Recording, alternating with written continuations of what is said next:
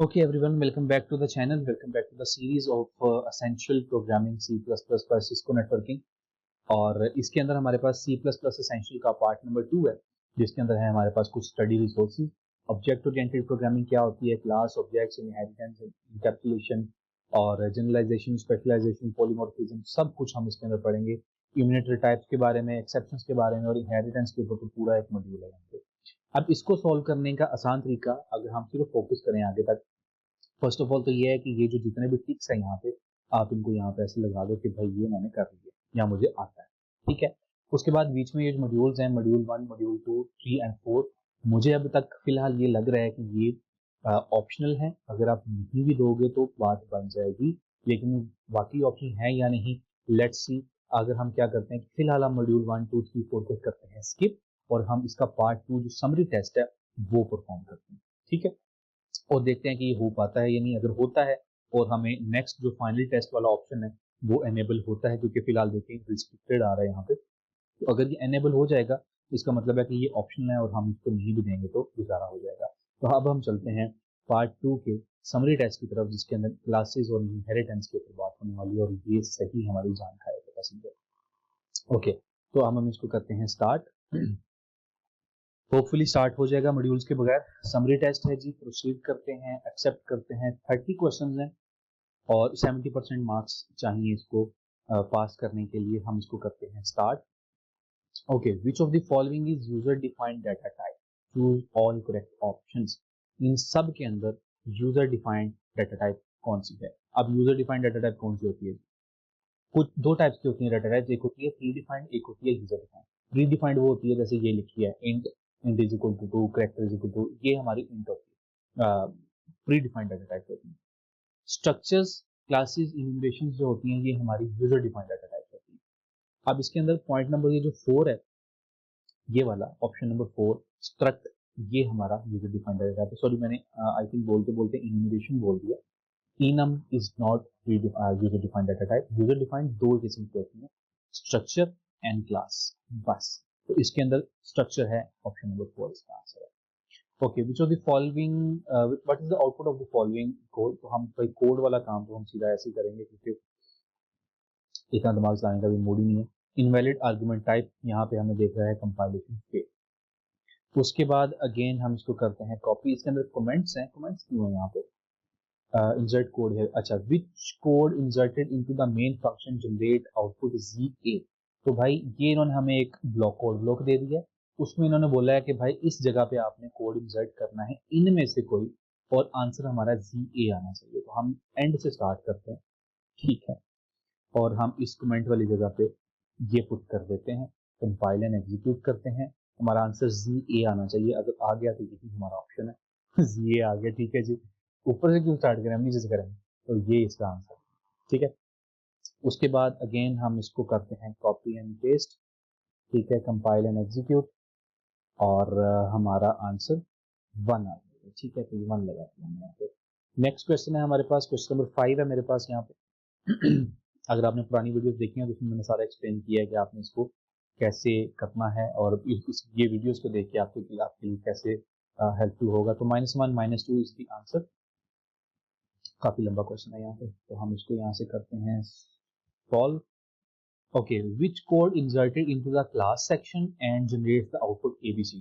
ठीक है, तो इसकी ये जो क्लास है, इस जगह पे हमने कोड इंसर्ट करना है, वहां पे हमने कमेंट किया और हम यहाँ पे चले जाते हैं, इस जगह पे हमने कोड इंसर्ट करना है और आंसर ABCD आना चाहिए यहाँ पे, ठीक है। तो let's take this one as example, और हम इसको यहाँ पे पुट कर देते हैं, इसको रन करते हैं। इसने हमें दे दिया एरर।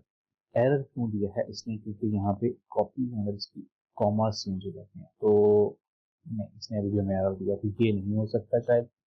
इसको कॉपी कर लेते हैं लास्ट वाले को, ये था वो लाइन नंबर 8 पे, सेट की वैल्यू नहीं मिल रही इसको, तो इसमें आई थिंक इन्होंने फर्स्ट वाला भी हो सकता है। तो लाइन नंबर 8 पे था, उसको हम मार्क कर लेते हैं, लाइन नंबर 8 पे था हमारा, और इसने भी एरर दे दिया, तो 2 हो सकता है यहाँ पे। अगर इसने भी एरर दे दिया तो फिर तो कोई मसला हो जाएगा, क्योंकि इसने भी हमें एरर दे दिया यहाँ पे, ठीक है। तो अब यहाँ पे आ रही है प्रॉब्लम 9 नंबर 23 में कह रहा है जी कि सेट करेक्टर सी, यहाँ पे ये कुछ एक्सपेक्ट कर रहा है। और हम एक बार ऐसे करते हैं कि क्वेश्चन को दोबारा यहाँ से कॉपी करके पेस्ट करते हैं। लाइन नंबर 8 पे हमने इनपुट करना है कोड को, और इन्हीं में से कोई कोड होना चाहिए। Let's read it a little bit. और स्टैटिक क्लास, यहाँ पे सिंगल क्लास स्टैटिक वेरिएबल्स काम कर रहे हैं, तो होना तो चाहिए ये वाला।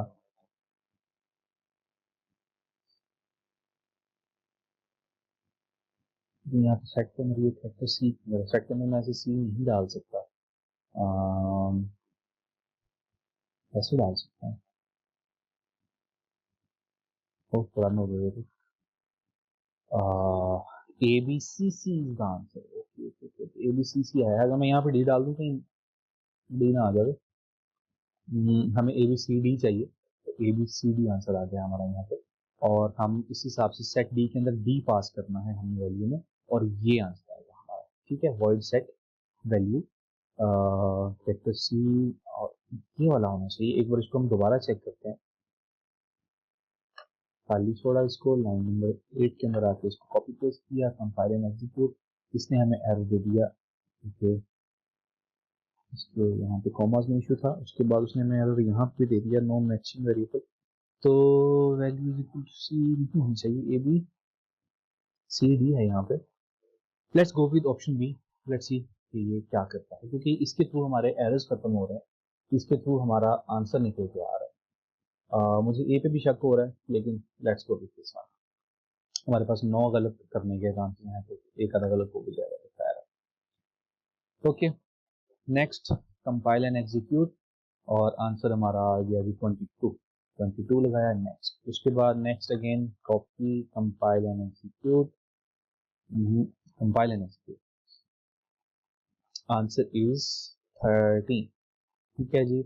उसके बाद यहाँ पे आ गया जी variable C in class B will be. तो यहाँ पे ये कोड नहीं है, यहाँ पे इन्होंने बोला है कि जो सी वेरिएबल है वो बी क्लास के अंदर क्या काम करेगा। तो क्लास बी कहाँ पे है हमारे पास, ये है हमारे पास क्लास बी, जो कि पब्लिक ए है, यानी कि पब्लिकली इनहेरिट ले रही है क्लास ए के थ्रू। और उसके बाद पब्लिक सी है हमारे पास, क्लास ए के अंदर हमारे पास एक है इन सी, और वो कह रहे हैं कि भाई सी की वैल्यू बी में क्या होगी। तो सी की वैल्यू क्लास ए के अंदर पब्लिक है, और यही सी यहाँ पे पब्लिकली ही कॉल किया जा रहा है, तो इसलिए हमारी सी की वैल्यू यहाँ पे पब्लिक है। ठीक है, which of the following statements are correct about the following array? Character array 255, character type का एक एरे है जिसकी अंदर 255 इंडेक्सेस। ठीक है, तो the expression tab 2 designates the second element, नहीं, टैब इंटू 2 जो है वो 0 1 2 3 को जो है वो मेंशन करती है। The array may be initialized at the time of declaration. ठीक है, no, the array can store 255 elements. ये इसका आंसर है जी, कि एरे जो है वो 255 एलिमेंट्स को स्टोर कर सकता है। The expression tab 255 डेजिग्नेट्स the last element of the array, तो ये भी ठीक है। तो ये दो ऑप्शन ले रहा है, यहाँ पे हम वो लगा देते हैं। नेक्स्ट हमारे पास एक क्वेश्चन आता है जी, और कोड है, हम इसको कॉपी पेस्ट करते हैं, रन एंड एग्जीक्यूट करते हैं, कंपाइल एंड एग्जीक्यूट करते हैं, और हमारे पास आंसर इसका आ जाएगा 4। ठीक है, जो समझाने वाले होंगे मैं बीच में आपको समझाऊंगा भी, और जो इस तरह के थोड़े कैलकुलेशन वाले होंगे बस हम इनको कैलकुलेट करके इसे आंसर फाइंड करेंगे, क्योंकि हमारा मकसद असाइनमेंट कंप्लीट करना है। इसका आंसर आ गया सी, कॉपी पेस्ट, आंसर आ गया 2। ठीक है, क्वेश्चन मैच कर लो, ऑप्शन मैच कर लो, आंसर लगा लो, मस्त देखना, कोई चक्कर नहीं।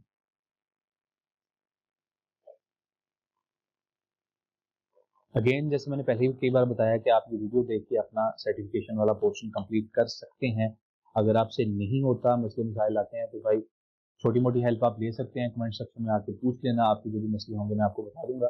इसका आंसर है A_A_Z, ये वाला। ठीक है, तो आपको मैं बता दूंगा जो भी प्रॉब्लम है कि भाई मैं इतना कर लिया है और अब इससे आगे नहीं हो रहा, तो वहां से मैं आपको गाइड कर दूंगा। अगर आपने ये सर्टिफिकेशन पेड में लेनी है तो इसकी पेड वैल्यू भी मिल जाएगी। आप नीचे कमेंट सेक्शन में पूछ लेना, मेरे से व्हाट्सएप पे मुझे मैसेज कर देना, तो मैं आपको बता दूंगा। इसका आंसर क्या था भाई, मुझे भूल गया। -5 इज द आंसर। तो ये वाला ठीक है, तो पेड में भी आपको मिल जाएगा और आप मुझे पूछ लीजिएगा इसके बारे में डिटेल्स और मैं आपको ये करवा के करके दे दूंगा। ठीक है, ओके। इसमें 70% मार्क्स होते हैं रिक्वायर्ड और पासिंग क्राइटेरिया, और आपने अभी तक मेरी वीडियोज में देखा है कि अभी तक हमें जितने भी ऑप्शंस मिले हैं, अभी तक जितने भी हमारे आंसर्स आए हैं वो 70% तो ऊपर ही थे। मिनिमम आई थिंक हमारा 80 था और उसके बाद 100% भी हमारे पास आए हैं। तो ये क्वेश्चन है जी कि विच code inserted in the one class generate output 1 2 3। ठीक है, हमारे पास कोड है ये वाला, इसके अंदर हमने कोड इंसर्ट करना है पब्लिक में, और पब्लिक में अगर हम ये वर्चुअल का भी हो सकता है क्योंकि वर्चुअल हम यूज करते हैं, लेकिन फर्स्ट में वर्चुअल क्यों यूज करेंगे। लेट्स सी, ओहो क्या आता है, आंसर 1 2 3 आना चाहिए और ये आया है 1 1 1, तो ये आंसर नहीं है। तो हम ये वाला सी ट्राई करके देख लेते हैं, इसको मैं मार्क कर देता हूँ कि भाई हम ये वाला ट्राई कर रहे हैं। बी हमने ट्राई कर लिया था, सी भी ट्राई कर लेते हैं, जो भी है ये आ गया 1 2 3, तो ये वाला हमारा डी ऑप्शन जो है हमारा ये आंसर। ठीक है, और उसके बाद हमारे पास सिंपल सीधा सीधा एक कोड है, कॉपी पेस्ट करते हैं, कंपाइल एंड एग्जीक्यूट करते हैं। इसमें हमें एरर दिया है और एरर का ऑप्शन है यहाँ पे, हम यही लगा देते हैं बिना कुछ देख के सोचे। ठीक है, और compile and execute for next question, and इसके अंदर हमारा आंसर आ जाएगा -1। ठीक है, तो ये आ जाएगा -1। नेक्स्ट करते हैं। उसके बाद नेक्स्ट हमारा question again copy paste, simple सी बात है भाई, करते जाते हैं और कुछ समझा, हाँ इसमें कुछ ना कुछ होगा, हमने कुछ वैल्यू ही इंसर्ट नहीं की। ये कह रहा है जी which code inserted in the function main generate the output above A B B A, हम वो जो है वो इसको करना है। तो लेट्स अच्छा ये है क्या, स्ट्रिंग का फंक्शन है और ए बी, और ये वाला करते हैं, ऑप्शन नंबर ए ट्राई करते हैं। ठीक है, और यहाँ पे लाइन नंबर 11 में कोड इनपुट करते हैं। इसने हमें दे दिया एरर। अच्छा एरर क्यों दिया है, वो इस कोटेशन की वजह से दिया है। सॉरी, ये जो कोटेशन है ये चेंज होती है टेक्स्ट में और कोडिंग में, तो ये हमें यहाँ से चेंज करनी पड़ेगी डबल कोटेशन। रन किया इसको और हमारे पास अब्बा आता है या नहीं, तो अब्बा आ गया, तो हमारे पास ऑप्शन नंबर 1 है इसका आंसर। ठीक है, क्वेश्चन है नेक्स्ट, कॉपी पेस्ट करते हैं। 1 and 2 is the answer. Okay, तो यहाँ पे हमारे पास ऑप्शन ही अवेलेबल नहीं है, इसलिए क्योंकि हमने यहाँ पे अपना कोड मैनिपुलेशन इंसर्ट नहीं की। तो विच code inserted into the main function generate output A2। अब यहाँ पे आपने देखा होगा कि 1 और 2 हमारे पास काफी सारे फील्ड हैं यहाँ पे। रन करने पे हमारे पास 1 and 2 आंसर आया था और हमने कुछ ऐसा कोड यहाँ पे डालना है कि 1 की जगह पे A आ जाए और आंसर हमारा बन जाए A and 2। और अगर हम यूजिंग नेमस्पेस ये डाल देते हैं ऑप्शन सी, तो क्या ये उसको ओवरराइड करेगा, ये तो नहीं कर रहा। और हम ऑप्शन बी ट्राई कर लेते हैं, क्या ये करेगा, हमें आंसर देगा, नहीं दे रहा। और यूजिंग स्पेस ए कर लेते हैं क्योंकि ये नेम स्पेस तो नहीं थी, और लाइन नंबर पेस्ट कर लेते हैं। और अगर इसने भी ना दिया, ये वैसे रन हो गया, लेट्स सी कि ए और आता है A2, हमारा आंसर यहाँ पे आ गया और ये इसका आंसर है। Next question, copy paste, compile execute, simple, answer is 4। Again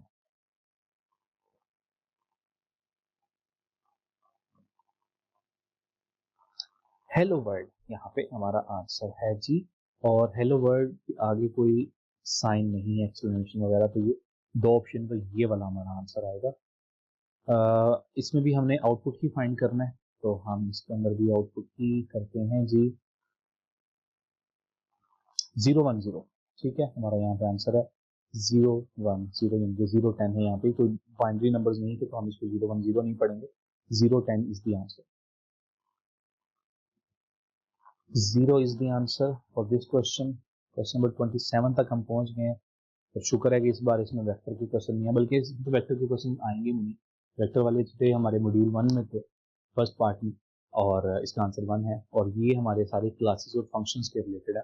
इसके अंदर हमारे पास एक करेक्टर हमने एरे बनाया है जिसको हमने हेलो वर्ल्ड पास किया है, और उस स्ट्रिंग को हमने स्क्रीन के ऊपर अपीयर करना है और देखना है कि इसका आंसर हमारे पास क्या आता है। हो सकता है कंपाइलेशन एरर आ जाए यहाँ पे, हो सकता है कि सीधा सीधा हमें हेलो वर्ड स्क्रीन के ऊपर प्रिंट करके दे दे या सिर्फ हेलो प्रिंट करके दे दे। तो इसने हमें दिया है हेलो, ठीक है, ये वाला बैकस्लैश जीरो की वजह से उसने उसको बाईपास कर दिया। कंपाइल एंड एग्जीक्यूट करते हैं जी, रन होगा 120 इसका आंसर आ जाएगा 120।